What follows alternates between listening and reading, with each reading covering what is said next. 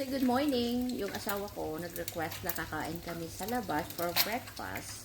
So, tinanong ko siya kung ano yung gusto niyong kainin. Sabi niya, French toast, sunny side up, and bacon.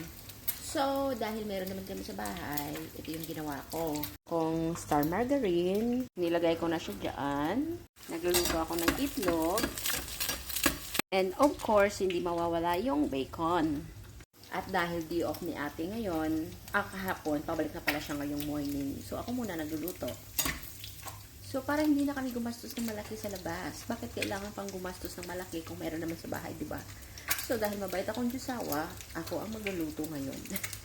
Here we go. I'm cooking bacon for us. Mantika. The bacon is very oily. So, tapos na ako magluto. Ito yung niluto ko for our breakfast. Bacon is ready. That's for me and for my husband. This one is for our housemate. So I need to do this like that. Yan na yung aming breakfast. Nagbablog. Wow. Yes. So, breakfast done. So, how's the breakfast, love? Masarap. Wala, hindi pa ito naligo. Naligo na?